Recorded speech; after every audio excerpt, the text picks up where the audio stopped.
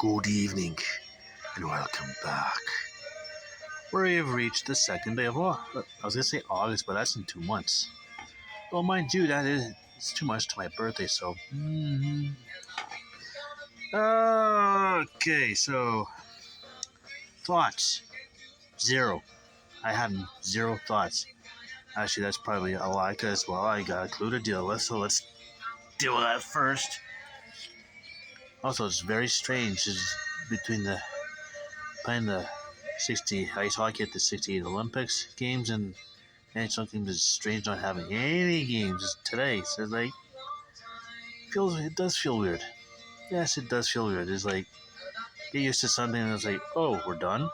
Oh, okay. Yesterday's Double Jeopardy category, the Open June, was American Literature Nobelists. Cash value $400.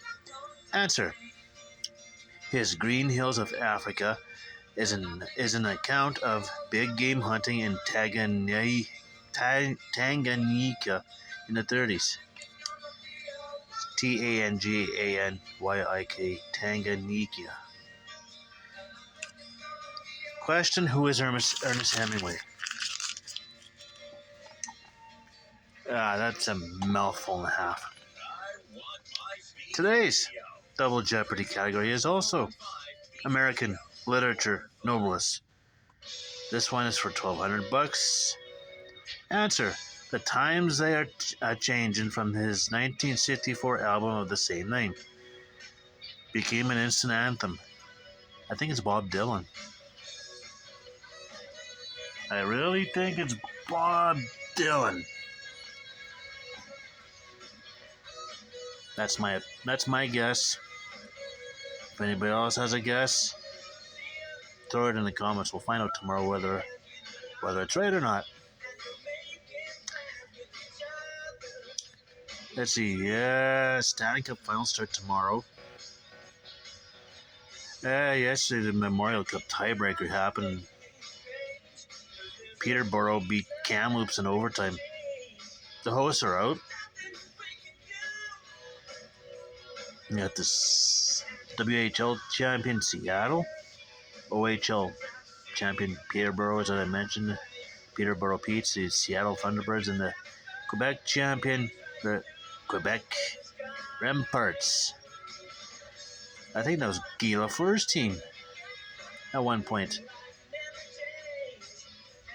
The late 60s, and then right up until he got drafted. It's crazy how Montreal ended up getting the first pick in 1971 to get him.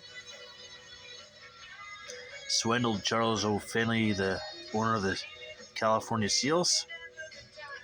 Probably didn't know a damn thing about hockey. Sam Pollock, the Montreal GM, kind of convinced Charles Finley to trade their first pick just to get Lafleur. Knowing figuring they'd probably finish dead last in the league in the 70-71 season, and they did. Even the two new teams in that season's Buffalo and Vancouver finished ahead of them. They even finished ahead of Detroit. Did Buffalo and Vancouver. Figure that out. So Detroit ended up with the second pick. Sam Pollock, was looking at standings at the time of the trade and thought, geez, LA's a little too close. Sent Ralph Backstrom to the Kings. Give him some more scoring. It helped. Yeah, Kings started winning, and they even ended up passing Pittsburgh. Finished fourth. So there you go. Now we get to draft day. Habs are still deciding between Lafleur and Marcel Dion, who is also the top-ranked junior star. I think he also played with the Remparts. Nah, don't quote me on that one, though. So Montreal ended up deciding, we'll take that Lafleur kid. Took Guy Lafleur first pick. And boy, did he not disappoint in Montreal. It was kind of strange seeing him in a Rangers uniform afterwards, and then even in a Nordiques uniform. Ooh, boys, like, yeah, that don't look right. Marcel Diame ended up getting drafted. I think drafted by Detroit in '71. Had pretty good stellar career, even though Detroit wasn't that great. And then he ends up in LA. Matthews Daly was good right up until they hit the 80s. And then for some reason they just started sucking. I mean, Dion, Charlie Simmer, Dave Taylor, the Triple Crown line, it's probably their best line. No, was their best line actually. So there you go. Draft pick story of the day.